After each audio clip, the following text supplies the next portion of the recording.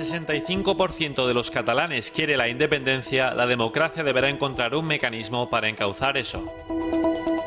Buenas noches. Al socialismo se le cae la careta. Lo acaban de escuchar. Miquel Iceta, el líder de la formación en Cataluña, se enredan con el tema del referéndum. Asegura que si quieren votar para romper con España, la democracia debería solucionarlo. No es la primera vez que algún miembro del Partido Socialista o del propio gobierno se hace un lío y habla de referéndum, de nación de naciones o de indulto a los golpistas. Pero que haga estas declaraciones en previa campaña electoral supone un auténtico revuelo. Incluso compañeros de su propio partido han dado un paso al frente, pero para aclarar la polémica y lanzarle reproches encubiertos. El Partido Popular y Ciudadanos han usado ese, llamémoslo, desliz de Iceta para arremeter contra el PSOE, aunque sí debemos darles la razón porque tanto Pablo Casado como Albert Rivera aseguran que detrás de ese nuevo guiño al separatismo se esconde el verdadero sello socialista. Más noticias en titulares.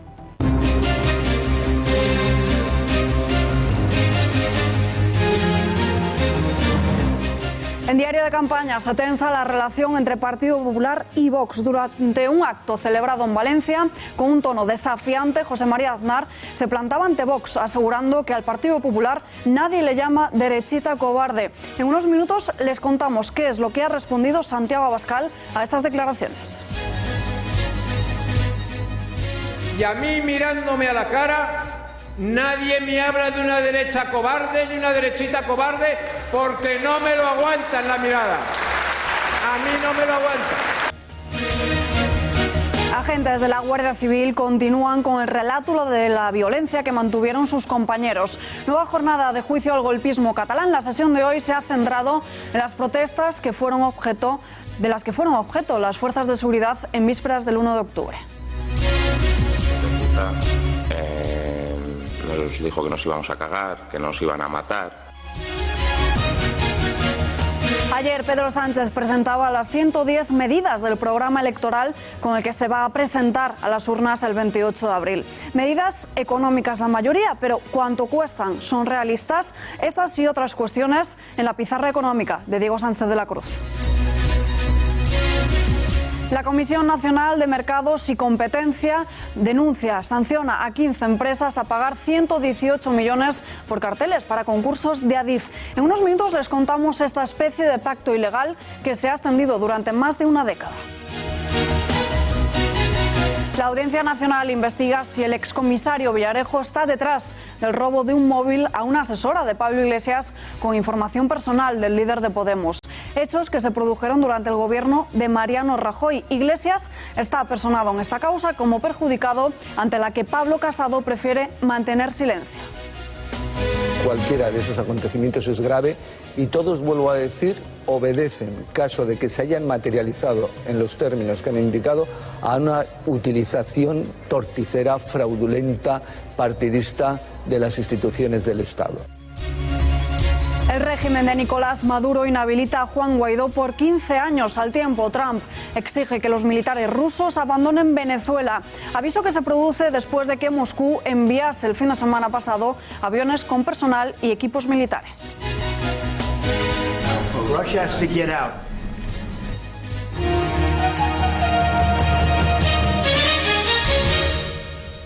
Si el senyor Pedro Sánchez hi va amb una voluntat real de diàleg i no de fer-se fotos, si hi va, i això ho haurem de veure de seguida, és a dir, escolti, vostè vol que parlem de tot? Sí. Ho posem en un paper? Sí. Hi ha una figura d'un relator? Sí. Parlem-ne. La triple dreta és una pèssima solució, és a dir, que en aquests moments un partit feixista a l'estat espanyol estigui en condicions de poder la redundància, de condicionar el govern espanyol, em sembla una autèntica i pèssima notícia. La figura del relator vuelve a entrar en escena. Es una de las exigencias de Junts per Cat para dar su apoyo a Pedro Sánchez en el supuesto de que pueda volver a ser investido tras las elecciones del 28 de abril. El socialista también debería negociar el derecho a la autodeterminación de Cataluña, un ofrecimiento que se produce al tiempo que Miquel Iceta se enreda con el asunto del referéndum. Si el 65% de los catalanes quiere la independencia, la democracia deberá encontrar un mecanismo para encauzar eso. Con esas palabras del socialista, el asunto catalán vuelve a ser el centro de la campaña electoral. Y aunque no haya sido el primero del partido que haya tonteado con esa idea, sí que está torpedeando la campaña electoral de Pedro Sánchez. Críticas con un toque de ironía desde el Partido Popular y desde Ciudadanos. El señor Iceta tiene una cosa, y es que casca mucho. Él lo casca. Los otros disimulan más, pero Iceta te viene y te lo casca. Cascó lo del indulto hace más de un año en la campaña de Catalanes. Fue el primero que lo cascó, lo del indulto. Luego vino la señora Cunillera, que es la delegada del Gobierno de Cataluña, y dijo que sí, que iban a trabajar por un indulto. Pues bien, hoy Iceta ha dicho que, hombre, que cuando el independentismo llegue al 65% en Cataluña, pues que tendrán que darles la independencia. Es decir, el sanchismo ha puesto fecha de caducidad a España. Ayer Miquel Iceta dijo la verdad. Dijo que su previsión es que la propaganda en los medios públicos catalanes y el adoctrinamiento en los colegios haga su trabajo y dentro de 10 años hay una mayoría social que pida la independencia de Cataluña. Creo que es gravísimo, aunque tengo que por lo menos valorar que diga la verdad, porque esto es la hoja de ruta que Pedro Sánchez pactó en Moncloa con el señor Torra antes de verano, y esto es la negociación que emprendieron y que culminó con la cumbre de Pedralbes y esos 21 puntos en los que se hablaba de una monarquía posfranquista, de unas fuerzas y cuerpos de seguridad del Estado opresores. La metedura de pata del líder del PSC ha caído como un jarro de agua fría también para el gobierno y para sus propios compañeros de formación. Muchos de ellos han intentado salir al paso de la polémica públicamente y además con algún velado reproche a Iceta. Bueno, pues yo creo que el proyecto socialista es bien conocido por todo el mundo, combate de manera contundente el secesionismo, combate el independentismo, y el proyecto socialista lo que hace es defender precisamente el sistema constitucional y estatutario, y eso no tiene cabida en el sistema constitucional y estatutario. Compañero Iceta, que es muy dado también a hacer reflexiones, luego efectivamente cuando se inserta esto en un contexto como el actual de confrontación y electoral, pues resulta inapropiado. En todo caso, lo que está claro es que el supuesto que parte de tan futurible del 65% es el que los que trabajamos por la unidad de España y que no queremos la independencia de Cataluña, hemos de trabajar para que eso no se dé. No es el único dolor de cabeza que ha causado el conflicto separatista hoy al gobierno socialista. También la parte de una entrevista a Josep Borrell en una televisión alemana. Un alterado ministro abandona la charla indignado por las preguntas acerca de Cataluña. 70% of Spaniards want constitutional reform, according to the Center for Sociological Research. 70%. You are continuously lying. The Center for Sociological Research has said that 70% of Spaniards want constitutional reform of some kind. Of some kind. Of some kind. Stop this record. Stop this record. Why? Finish. Why? No, finish. I don't want to do that anymore. Next time, I would appreciate if you could the questions in a less biased way. I'm not here just to give you the questions you want, Minister. No. Y seguimos en Diario de Campaña porque Jordi Sánchez quiere montar un debate en la cárcel con Arrimadas, Batet y Álvarez de Toledo. El candidato de Junts per Cat a las elecciones generales ha remitido cartas a los candidatos por Barcelona a esos comicios para que participen en el debate electoral que él pide que se celebre en Soto del Real. En las cartas, Sánchez informa de que ha solicitado el permiso a la Junta y a la Secretaría de Instituciones Penitenciarias para llevarlo a cabo dentro de la cárcel. Les aclara que por cuestiones de agenda de los candidatos no debería descartarse realizarlos en los días previstos al inicio oficial de la campaña electoral. Guiños constantes del Partido Socialista a Ciudadanos, gestos que no son fruto de la casualidad, sino que se enmarcarían en una estrategia planificada de Pedro Sánchez para tener al partido de Albert Rivera como un posible aliado tras las urnas. Tal es así que José Luis Ábalos se reunió con José Manuel Villegas, aunque eso sí, no confirman que sea para reeditar el pacto del abrazo. Moncada retira un mural de personas ilustres en el que estaba el torero Serafín Marín, que ha fichado por Vox. El ayuntamiento ha decidido que retirará este mural que se encuentra en el Museo Municipal de Moncada. En él aparece el número 3 de la candidatura del Congreso al Congreso de los Diputados por Barcelona de Vox. Marín aparece entre el centenar de instantáneas que conforman este mural, inaugurado en noviembre de 2003. El consistorio ha subrayado que la medida se tomará en breve y argumentan que alguien que pertenece a un grupo determinado de personas no es representativo. En un mitin celebrado este miércoles en Valencia, Aznar llamó a no dividir el voto de centro-derecha y advirtió de que, mirándole a la cara, nadie se atrevería a tildar al Partido Popular de derechita cobarde, el calificativo usado habitualmente por Vox para hablar de los populares. Numerosos dirigentes del partido de Abascal han reaccionado a los ataques del expresidente y han insistido en sus críticas. Y a mí, mirándome a la cara, nadie me habla de una derecha cobarde ni una derechita cobarde, porque no me lo aguantan la mirada. A mí no me lo aguantan. La derechita cobarde, que ha preservado el nefasto legado de Zapatero, quiere ahora como ministro de Exteriores a un señor que no cree en la soberanía de España y quiere disolverla en una federación internacional. Sorprendente pero cierto, no es Podemos ni el Partido Socialista los que más cuentan con más mujeres en sus listas. El Partido Popular es el que encabeza, es la formación con más mujeres como cabezas de lista al Congreso de los Diputados. Además, la Junta Electoral de la provincia de Valencia ha alertado de que las candidaturas de tanto de Vox como de Ciudadanos que han presentado al Senado para las elecciones generales del 28 de abril no cumplen el requisito de la paridad. La Ley Orgánica del Régimen Electoral General exigen la presencia equilibrada de hombres y mujeres en las listas que se presenten en las elecciones autonómicas, locales y generales. No lleva en su programa electoral el tema del aborto, pero el PP sigue sin aclarar su postura en torno a esta cuestión. Hoy Suárez Illana hacía unas declaraciones en la cadena SER que han causado cierta sorpresa en su partido. Escuchen estas declaraciones y el intento del secretario general intentando salir del paso sin comprometerse.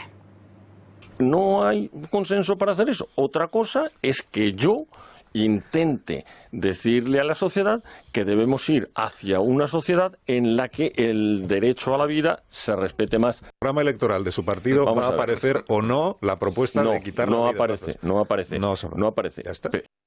Creo que tenemos que centrarnos en estar siempre a favor de la vida. Si nos equivocamos, que nos equivoquemos a favor de la vida. No conozco a nadie que esté en contra de la vida y además creo que este debate, la izquierda ahora mismo está utilizando este debate clarísimamente para hacernos un traje. Usted sabe que el traje que le intentan hacer a Pablo Casado durante todo este tiempo es que es un peligroso radical de derecha que quiere volver a la España en blanco y negro. Más asuntos del día. Piden cerrar el Valle de los Caídos hasta el 26 de mayo.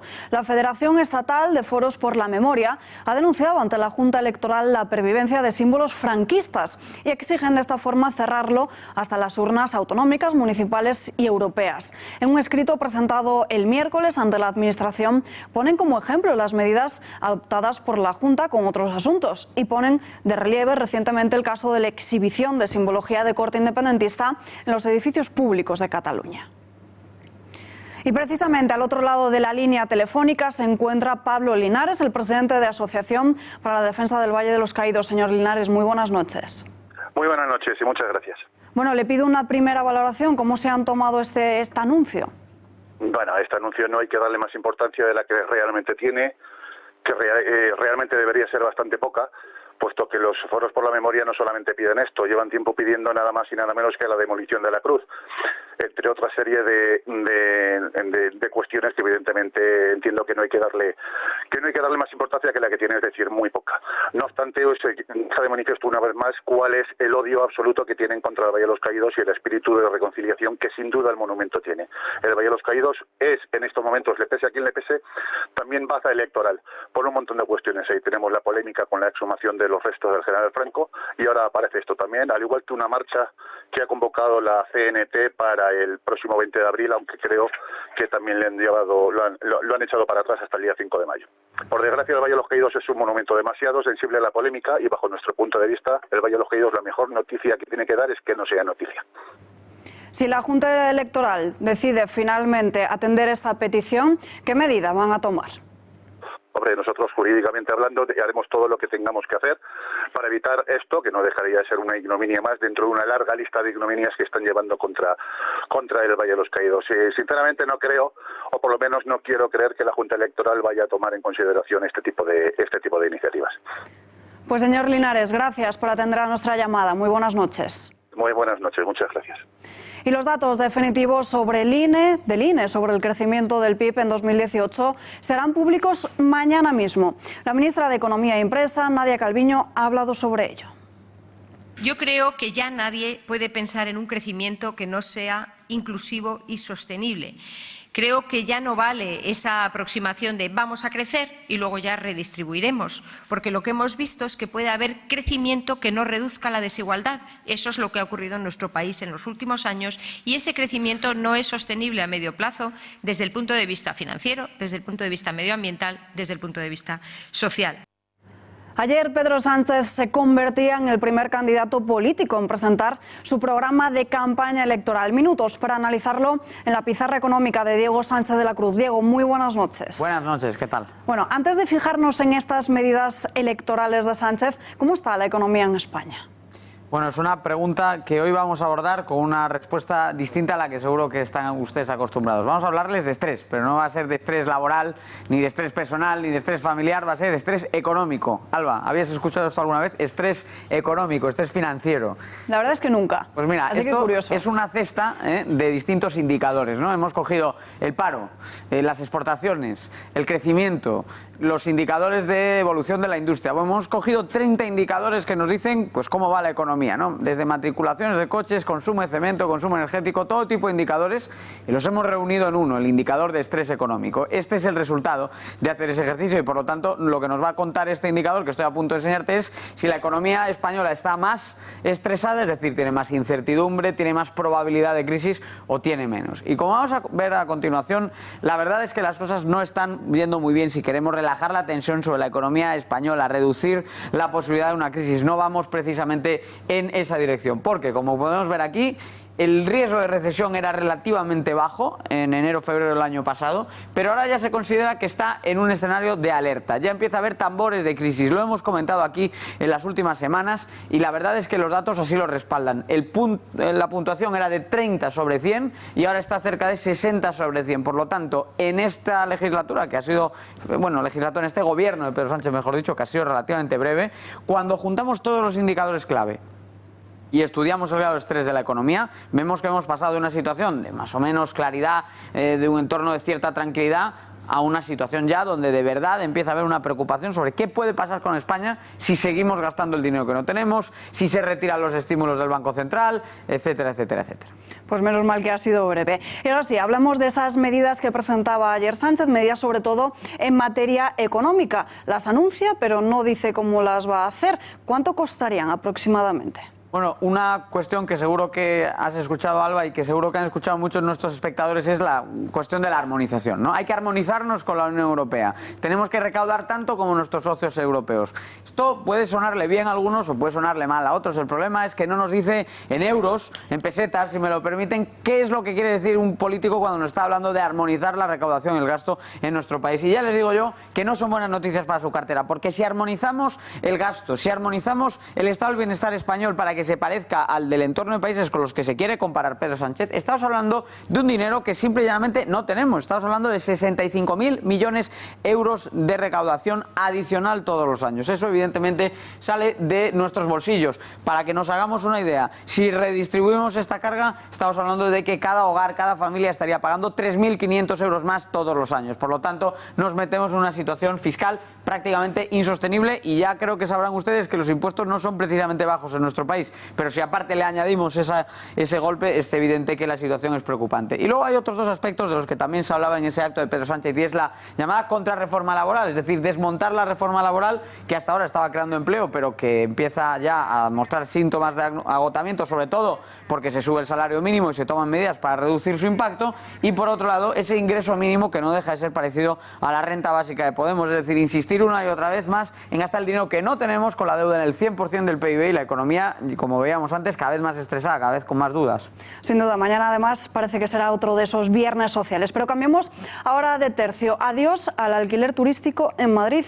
Cuéntanos un poco cuáles son las claves. Bueno, es evidente que la cuestión del alquiler en las grandes ciudades está generando mucho debate. Cuando vemos el agregado del alquiler en todas las grandes ciudades españolas, vemos que realmente esto está afectando mucho a Madrid, a Palma de Mallorca, a Barcelona y a algunas ciudades, Málaga, el entorno de la Costa del Sol. Pero más allá de eso, los aumentos del alquiler han sido moderados. Pero claro, para ustedes que por ejemplo viven en Madrid, para todos nuestros espectadores de Madrid, eso no es consuelo.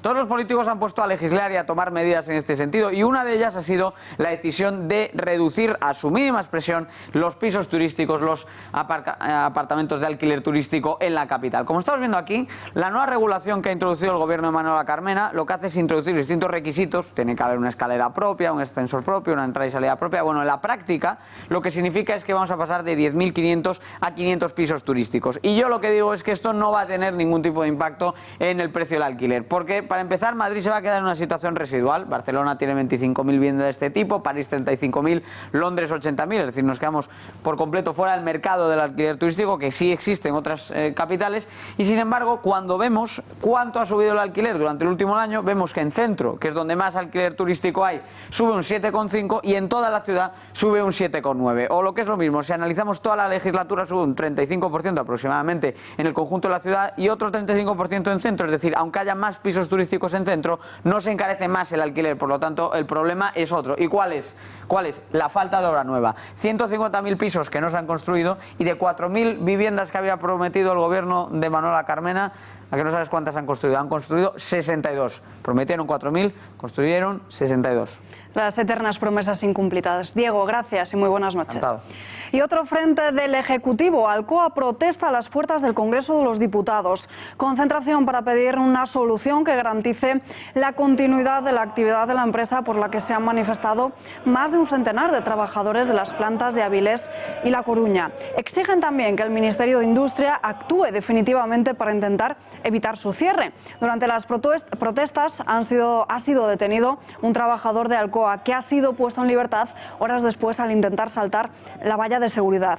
Entre la multitud se encontraba el secretario general de Industria de Comisiones Obreras y también Rafael Mayoral de Podemos, que se unieron a esa protesta contra el gobierno.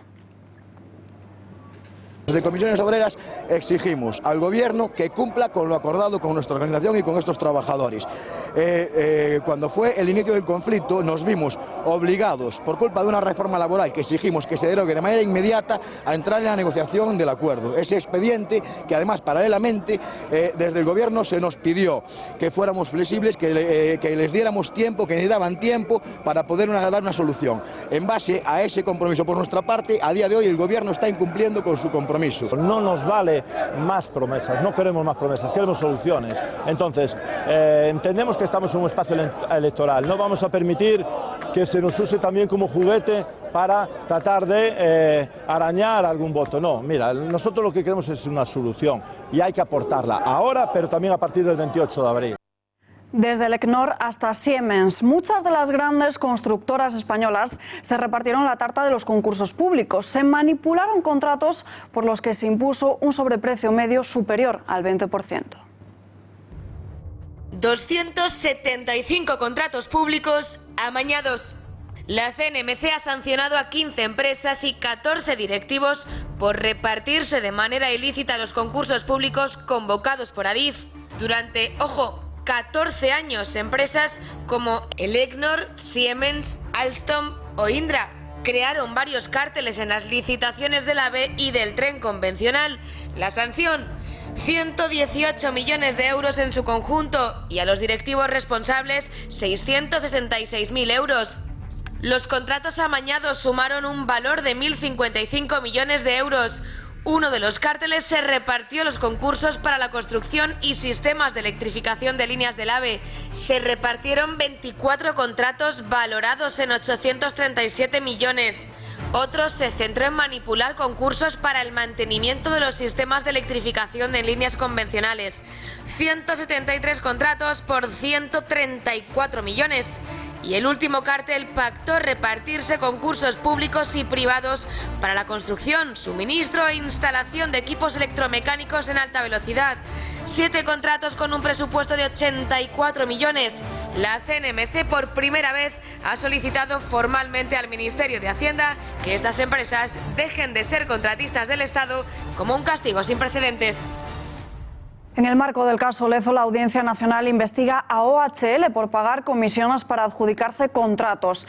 El magistrado García Castellón ha abierto una nueva pieza en esta causa en la que se investiga al expresidente madrileño Ignacio González. Según han confirmado fuentes jurídicas y adelantan varios medios digitales, el juez de la Audiencia Nacional ha mantenido en secreto estas pesquisas hasta que el miércoles pasado acordó levantar esa reserva y llamar a declarar a los investigados en esta pieza los próximos 4 y 5 de abril. La mayor parte trabajadores de la constructora. Y analizamos todos estos asuntos con el periodista y director de Pulso Económico, Xavier Ocajo. Xavier, muy buenas noches. Buenas noches, Alba. Bueno, muchas trampas acabamos de ver, ¿no? Este es un país de muchas trampas. Hemos visto la de OHL, que presuntamente pudo haber pagado coimas para convencer a los dirigentes políticos de algunas autonomías, de algunos municipios, incluso de quizás del gobierno del Estado, para conseguir obra pública. Lo hacía sobornando a los políticos de turno para que les favorecieran. Vamos a ver si eso se consolida. Esta investigación lleva más de 2 años recopilando datos y viendo a ver qué y en secreto. Y como decías, ahora sale a la luz y señala directamente a la constructora de Villarmir y de López Madrid como que conseguían obras a través de subvertir el orden público y alterar esos concursos comprando la voluntad de algunos políticos. Si eso se confirmara, sería un mazazo de la pillería y de la trampa como predominante en un sector, el de nuestra obra pública, del que hasta ahora no teníamos motivos para sentirnos otra cosa que no fuera orgullosos. Y otro asunto, Xavier, el IPC sube 2 décimas en marzo por el precio de la gasolina. Sí, bueno, esta es una trampa, pero de carácter político, verás, porque en España inflación, lo que se dice inflación, no hay. Los precios no están creciendo, pues la subyacente se mantiene en un incremento de un 1% y ahora repunta. Dice, ¿y por qué repunta si los precios no crecen? Dice, bueno, repunta por los combustibles. Y es como esas verdades que no se discuten. Ah, bueno, ¿será que los combustibles han subido? No, lo que ha subido es la fiscalidad de los combustibles. ¿Y por qué? Bueno, porque el gobierno ha pretendido compensar a 9 autonomías que antes recaudaban eso que se llamó el céntimo sanitario, que se ha tenido que echar abajo porque era una chapuza, y se ha arbitrado otra chapuza, que es compensarles por vía fiscal en eso que no mira nadie, que es el precio de los combustibles. Situación en la que estamos. Se ha incrementado en este mes, el que estudia el IPC, 4,7 céntimos el litro de gasolina y gasoil en promedio en España. 3 veces más que el aumento de precios que ha habido del consumo de carburantes en Europa, en la Unión Europea. Y esto no tiene el menor sentido, que en España un litro de gasoil cueste más dinero que en Francia o cueste más dinero que en Alemania, se debe a la política. Déjense de tonterías y de inflaciones. Esto es una decisión política para compensar algunas autonomías que perdieron algo de sus ingresos con la caída del céntimo sanitario. Desde luego, Xavier, gracias y muy buenas noches. Y ahora les vamos a hablar de otro asunto que seguramente les interese a la mayor parte de nuestros españoles, porque quedan apenas unos días para presentar la declaración de la renta del ejercicio 2018. Ya pueden consultar sus datos fiscales descargándose la aplicación que la agencia tributaria ha puesto en marcha. La cita con el fisco se aproxima y seguro que la duda salta a más de un contribuyente. Vamos a hacer una especie de resumen de los principales motivos de deducción fiscal con los que nos podríamos deducir en esa declaración de la renta del ejercicio 2018. Hemos escogido 5 de ellos: por adquisición de vivienda, por maternidad, por familia numerosa, por plan de pensiones o por donaciones. Tomen nota. Comenzamos por la adquisición de una vivienda. La deducción por inversión en una vivienda habitual se suprimió, aquí lo vamos a ver, el 1 de enero de 2013, pero atención porque se estableció un régimen transitorio para los contribuyentes que hubiesen comprado su casa antes de esta fecha. De este modo, el contribuyente, aquí lo vamos a ver, se podría desgranar hasta un 15% de la inversión, pero sigamos viendo más motivos que hemos seleccionado, otras de las principales formas para que se nos apliquen las reducciones en el IRPF correspondientes. Vamos ahora a hablar de la maternidad. Aquellos que tengan un hijo menor, eso sí, de los 3 años, aquí lo vemos, podrían verse beneficiados de una ayuda fiscal de 1.200 euros en esta declaración, que también se podría obtener en forma de un cheque mensual de 100 euros. Y atención, porque aquellos que tuviesen un hijo durante el año 2018 contarán con 1.000 euros adicionales a toda esta cantidad que les mostrábamos aquí. Pero sigamos viendo más epígrafes que hemos seleccionado. Por familia numerosa, las familias con más de 3 hijos, aquí lo vamos a ver, las familias con más de 3 hijos se beneficiarían de unos 1.200 euros y aquellas de 4 de unos 2.400. Pero atención, esto fue algo que entró en vigor en junio, por lo que habría que reducir la parte proporcional a 5 meses de vigencia. También se puede solicitar el abono anticipado para recibir un cheque mensual en la cuota bancaria de estas cantidades. Pero vamos a seguir, porque también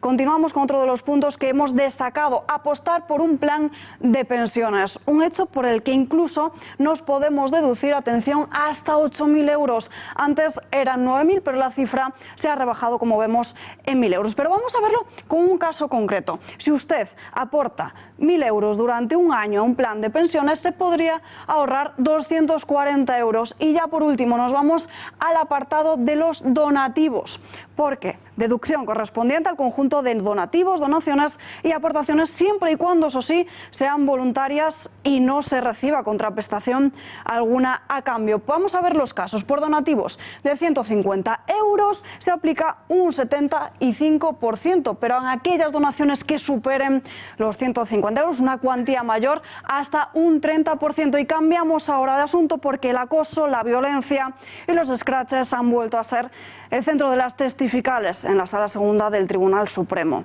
Nueva jornada de juicio al golpismo catalán que ha estado siguiendo nuestra compañera Maribel de Jesús. Maribel, muy buenas noches. Buenas noches, Alba. Nueva jornada de juicio. Por la mañana han declarado un total de 10 testigos, entre ellos guardias civiles y Mossos d'Esquadra. Todos ellos han coincidido en sus declaraciones, en que recibieron insultos, agresiones y amenazas. Última jornada de juicio de la semana. Un total de 10 testigos han declarado en la sesión matinal. 3 guardias civiles que estuvieron alojados en hoteles en Lérida han declarado que se tuvieron que cambiar de hotel por recibir numerosos insultos. La primera que le nombro, del 3 de octubre, pues cuando llegaron a la altura del hotel, se giraron y empezaron a decir cánticos de todos cantando, ¿no? Hijos de puta, hijos de puta. Además, cuando fueron a pasear les persiguieron, subieron fotos suyas a Facebook y les insultaron. Nos llamó hijos de puta, nos dijo que nos íbamos a cagar, que nos iban a matar. Acto seguido han comenzado a declarar Mossos d'Esquadra. La primera, Alexandra Peralta, no recuerda mandar un WhatsApp diciendo dónde estaban los hoteles y si no llega a ser por Marchena, se autoinculpa. Es que no lo recuerdo. Tampoco me suena, pero no lo recuerdo. Fiscal, vamos a intentar que el interrogatorio o el examen de la testigo no tenga un contenido casi de imputación. 2 Mossos d'Esquadra han acusado al alcalde de Sabadell de estar en el registro del 20 de septiembre con la masa. Otro mozo ha añadido que debido a las agresiones estuvo 3 semanas de baja. Sí, estuve 3 semanas aproximadamente de baja, si no recuerdo mal. El siguiente testigo en declarar ha sido el teniente de la Guardia Civil que fue responsable del área de seguridad en Manresa. Ha echado la culpa a los mossos de no montar un perímetro de seguridad. Y entonces a partir de ahí, pues bueno, se me comentó que el perímetro de seguridad era el que era, que mientras estén en la acera de enfrente. El último testigo de la mañana, el sargento primero de la Guardia Civil del acuartelamiento de Valls, ha relatado que les pegaron carteles y que les lanzaron huevos. Episodios ha habido diversos, nos han hecho pintadas, nos han tirado huevos. Los guardias civiles siguen relatando el terror y el acoso que han sufrido en Cataluña mientras realizaban su trabajo. Por la tarde ha declarado otro guardia civil que ha confirmado que los manifestantes no les lanzaron ningún tipo de objeto y que además ningún agente resultó herido en las concentraciones de Travesera de Dalt en Barcelona el 20 de septiembre. ¿Hubo lanzamiento de objetos contra algún agente de la Guardia Civil resultó lesionado? No.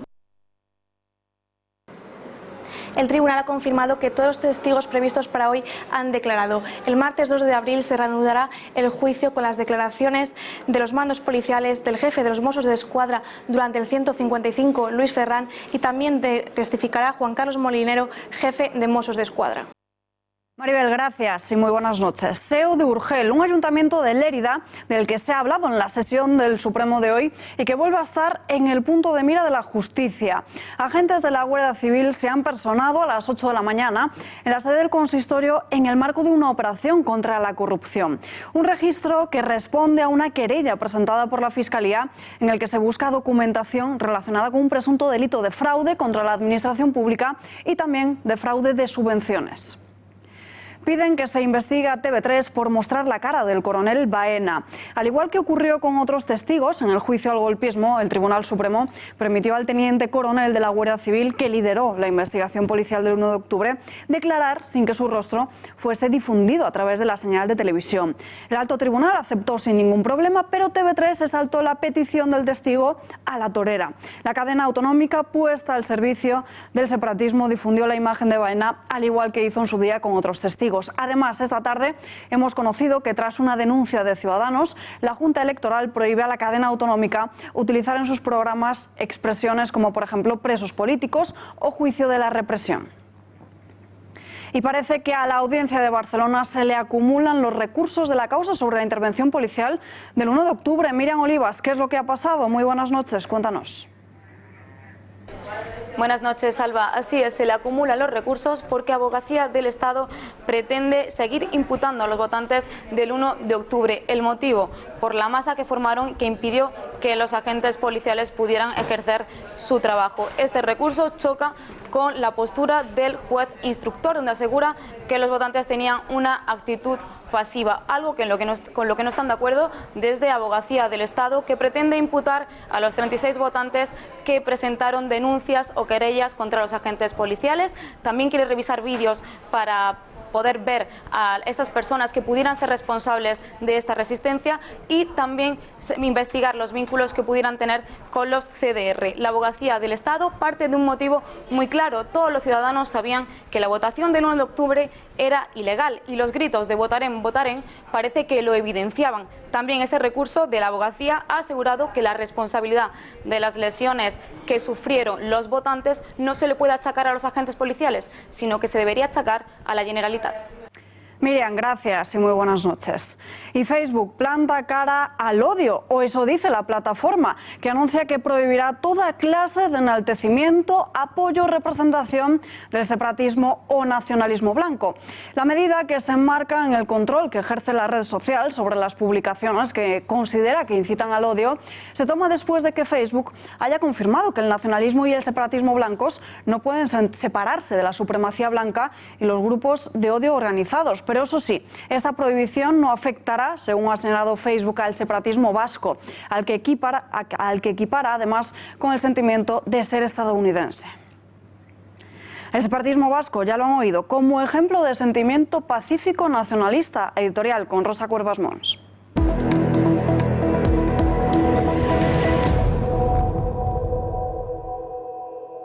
Sirva de base a todo este editorial el hecho cierto de que nadie nos obliga a usar Facebook, esa red social que entra hasta la cocina en las casas, vidas, gustos y amigos de todos los incautos que hemos sucumbido a ella. Así pues, si no nos gustan las normas o la política de contenido de la plataforma, siempre podemos eliminar nuestra cuenta. Y dicho esto, estaría bien que alguien enviara al señor Zuckerberg un buen libro de historia, uno en el que pueda leer sobre los casi 900 muertos que ha dejado ese nacionalismo tan del agrado de Facebook, sobre las familias rotas que fueron víctimas de la banda terrorista ETA y sobre lo que hoy sigue pasando en buena parte de España. Y así, y puestos a controlar el contenido de la red, estaría bien que los señores de California echen un vistazo a las páginas Aldemendic, en las que encontrarán buenos ejemplos de ese odio contra el que dicen luchar, dirigido en este caso a la Guardia Civil. Páginas que campan a sus anchas por la red, vendiendo incluso camisetas de esa fiesta del odio que celebran cada año. Y también, y por ayudar a lo de la lucha contra el racismo, que pongan en el diccionario de palabras prohibidas este nombre, Sabino Arana. Ha llegado el día. Villarejo ha testificado para desvelar la verdadera autoría del 11M. El excomisario ha pedido que se analice el material para corregir las investigaciones erróneas del atentado. Villarejo ha prestado declaración este jueves durante algo más de 2 horas en la Audiencia Nacional sobre la información que dice tener sobre el atentado.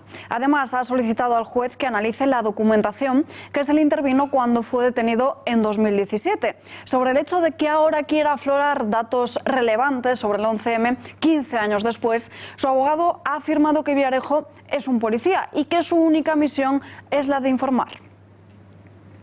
Hablamos de ello con el abogado Blanco Corredoira. Señor Corredoira, muy buenas noches. Buenas noches. Si tuviera que definir a José Manuel Villarejo, ¿cómo lo haría? ¿Quién es este personaje y cuál ha sido, a su juicio, su papel en la seguridad española? Bueno, Villarejo proviene de la policía, pero ha llevado la mayor parte de su carrera como empresario con una empresa de servicios de seguridad, al mismo tiempo que ha prestado servicios al CNI. Villarejo básicamente es un oportunista que se ha dedicado a hacer acopio de información de todas las personalidades que han desfilado o han sido algo en España, para luego hacer uso de esa información, extorsionar con esa información en favor de sus clientes. Aunque no se haya hecho pública su declaración ante el juez Villarejo, asegura que la documentación aportada hay líneas de investigación que no se siguieron y la posibilidad de completar las ya existentes. ¿Se lo cree usted? Bueno, yo creo que Villarejo probablemente tiene información relevante sobre el 11M porque conoce bien las entrañas y los entresijos de los servicios de seguridad que tuvieron un papel fundamental en el encubrimiento de esos hechos y en que no se conociera la verdad. Sin embargo, creo que el mensaje que ha trascendido a través de su abogado no es más que una llamada de socorro, un SOS, para que se atenúe su circunstancia de cárcel. Al Estado, sin embargo, creo que no le conviene ni le interesa que se sepa nada que se aproxime a la verdad, que debe ser bastante tenebrosa del 11M. ¿Por qué cree que Villarejo saca a la luz esta información ahora? ¿Hay alguna conexión con otras operaciones judiciales en curso? No, yo creo que no. Yo creo que es una llamada desesperada de atención al Estado para decir, como no atenúen mi situación carcelaria, como no pase al tercer grado, como no me vea mejor tratado, voy a recurrir a tirar de la manta e intentar sacar a la luz hechos que pueden poner en duda la versión oficial del 11M. Gracias y muy buenas noches. Buenas noches, muchas gracias. El juez de la Audiencia Nacional investiga el robo del contenido del teléfono de la jefa de gabinete de Pablo Iglesias en el Parlamento Europeo entre 2014 y 2015. Escribe sobre ello hoy Carmen Lucas, periodista del Español. Tenemos conexión con ella. Carmen, muy buenas noches. Hola, buenas noches, ¿qué tal? Bueno, ¿cómo orquestó el gobierno de Rajoy el espionaje a Pablo Iglesias? Precisamente eso es lo que va a investigar el juez, pero lo que se sospecha es que hubo una serie de agentes, unos altos mandos policiales de la Dirección Adjunta Operativa de la Policía, dirigida por Eugenio Pino, que se encargaron de investigar o de hacer una investigación prospectiva a Pablo Iglesias, y que de esa manera el Ministerio de Interior habría organizado a ese equipo para que le siguiera la pista al líder de Podemos y encontrase información negativa sobre él. Contáis que un robo de datos políticos e íntimos que sirvieron a varios miembros de la Policía Nacional, pero ¿estaba Jorge Fernández Díaz al tanto de todo esto? No se puede saber hasta qué punto del mando del Ministerio de Interior conocían lo que estaba haciendo su operativo, su equipo de policías de la Dirección Adjunta Operativa, pero es una de las cosas que investigará el juez. Hasta qué punto los dirigentes del Ministerio de Interior conocían lo que hacían sus mandos inferiores. ¿Cuál era el objetivo de pasar información sensible acerca del líder de Podemos? ¿Qué pretendía el gobierno filtrando esta información a los periodistas? Parece ser que el objetivo de esta brigada policial, a la que se le da un sentido político, era encontrar información negativa sobre Pablo Iglesias, tanto sobre lo que podían encontrar en ese teléfono acerca del partido, como información sensible suya, personal, incluso íntima, para difundir una imagen negativa suya, una propaganda negativa de cara a la formación de gobierno de 2016, que, como sabéis, se antojaba difícil por la falta de mayorías absolutas y por primera vez Podemos iba a tener un papel principal. Por lo tanto, lo que buscaría el gobierno era desestabilizar al líder de Podemos y crear una imagen negativa sobre él de cara a esa formación de gobierno. ¿Qué conversaciones ha publicado la prensa que se filtraran del móvil de la asistenta de Pablo Iglesias, del líder de Podemos? Sí, pues entre la información contenida en ese móvil y que se publicaron en algunos digitales, sobre todo entre julio y agosto del año 2016, se encontraban, por ejemplo, conversaciones entre miembros de Podemos en las que hacían bromas sobre una conocida periodista y en la que Pablo Iglesias llegó a decirle a Monedero que la azotaría hasta la muerte, como unas conversaciones entre miembros de Podemos en las que se mofaban del secretario de organización de dicho partido, de Pablo Echenique, o vídeos en los que Pablo Echenique, aparecía cantando canciones obscenas. Todo conversaciones, situaciones que ridiculizasen o que situasen en un punto negativo a los líderes de Podemos. ¿Se sabe ya lo que ha declarado Villarejo ante el magistrado de la Audiencia Nacional sobre ese móvil? Sí, pues este mismo jueves en la Audiencia Nacional, Villarejo ha reconocido que la policía estaba haciendo una investigación a Pablo Iglesias. No ha podido decir hasta qué punto o qué es lo que buscaba con esa investigación, pero sí que hubo una investigación policial a Pablo Iglesias y que él fue quien vehiculizó esa información contenida en ese móvil a otros mandos policiales. Carmen Lucas, gracias y muy buenas noches. Y sobre esta última pieza secreta abierta hoy por la Audiencia Nacional ha hablado Fernando Grande Marlaska. El titular de la cartera de Interior pide que se asuman responsabilidades políticas por ese robo porque dice que los hechos le parecen muy graves. Cualquiera de esos acontecimientos es grave y todos, vuelvo a decir, obedecen, caso de que se hayan materializado en los términos que han indicado, a una utilización torticera, fraudulenta, partidista de las instituciones del Estado. Uno de los menores detenidos por violar a la chica de 15 años en Alicante admite que lo grabó todo. 4 chicos violaron a la menor y, según su relato de los hechos, también grabaron con un móvil la agresión a la que la sometieron en una zona alejada del núcleo urbano. Después la amenazaron con difundir el vídeo si no les pagaba una cantidad de dinero. Uno de los acusados ha admitido que lo grabó. Otro de ellos ha respaldado esta versión, asegurando que el autor de la grabación le envió a través de WhatsApp el vídeo de esa presunta agresión horas después de cometerla, pero que lo borró. El buque que fue secuestrado ayer por inmigrantes ya está en Puerto Seguro. Miguel Gutiérrez, redacción de Informativos, muy buenas noches. Muy buenas noches, Alba. Las fuerzas especiales de Malta han asaltado con éxito el buque que fue secuestrado por migrantes en el día de ayer. En un hecho inédito, los migrantes tomaron el buque que les había rescatado en el mar Mediterráneo, ya que pensaban que iban a ser deportados a Libia. Los secuestradores amenazaron y obligaron al capitán a ir hacia Malta y este consiguió ponerse en contacto, por suerte, con las autoridades maltesas, por lo cual enviaron a las fuerzas especiales que tomaron el barco y consiguieron llevarlo a Puerto Seguro. Además, de los 108 migrantes que iban en el buque, solo 5 fueron detenidos por este hecho. Miguel, gracias y muy buenas noches. Investigan si la muerte de un hombre calcinado en un incendio ha sido intencionado. La Guardia Civil abre investigación sobre los hechos en los que murió este hombre. Su cuerpo ha aparecido calcinado dentro de un vehículo en un incendio en Toques, en Galicia. De momento se desconoce si el hombre murió por el incendio o si ya estaba muerto cuando las llamas alcanzaron el vehículo. La investigación tratará de aclarar su identidad y también las causas del fallecimiento. El incendio afectó a 35 hectáreas y ya está controlado.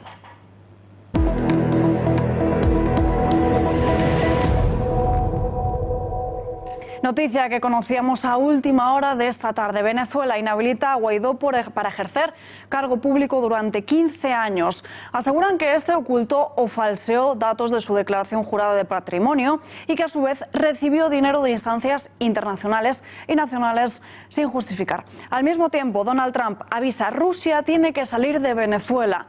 El presidente de los Estados Unidos hace esta llamada después de que Moscú enviase el fin de semana pasado aviones con personal y equipos militares en cooperación con el gobierno de Nicolás Maduro, cuya autoridad Washington desconoce. Declaraciones que ha pronunciado Trump al mantener una reunión con Fabiana Rosales, la esposa de Juan Guaidó, el presidente legítimo de Venezuela y reconocido por más de 50 países. Continúa la polémica por la exigencia de disculpas de López Obrador a España. La líder del Congreso Nacional Indígena, María de Jesús Patricio, ha criticado al presidente. Pedir que España se disculpe es una simulación. Lo que López Obrador tiene que hacer es de dejar de despojar de la tierra a las comunidades. 2 muertos y 2 heridos en un tiroteo en Seattle. Un hombre, según los testigos, comenzó a disparar al azar contra varios vehículos en la ciudad intentando subirse a un coche. El atacante, que trató de huir, ya ha sido detenido, según han informado a través de las redes sociales la propia policía. Ahora mismo se está investigando cuál ha sido el móvil de este tiroteo. El Parlamento aprueba aplazar la fecha del Brexit al 22 de mayo si el acuerdo recibe luz verde. La Cámara de los Comunes rechazó las 8 mociones no vinculantes con alternativas al acuerdo. El Parlamento de Reino Unido aprobó, eso sí, una enmienda para aplazar la fecha del Brexit en caso de que el acuerdo presentado por la primera ministra salga adelante. Se saldó con 441 votos a favor y 105 en contra. En caso de que el acuerdo no sea aprobado, la nueva fecha para el Brexit será el 12 de abril. Entre los planes rechazados figuraba uno sobre un segundo referéndum y un plan para que Reino Unido permaneciese en la Unión Aduanera. El ECEOMO se hace arte a través de medio centenar de piezas excepcionales. La Sala Municipal de Exposiciones de la Iglesia de las Francesas acoge hasta el próximo 23 de abril la exposición ECEOMO El Hijo del Hombre, arte y símbolos de la pasión. Está compuesta por medio centenar de piezas que ofrecen la visión de artistas consagrados como Juan de Juni y Berruguete y la de otros más contemporáneos como Santiago Bellido o Pedro Guer.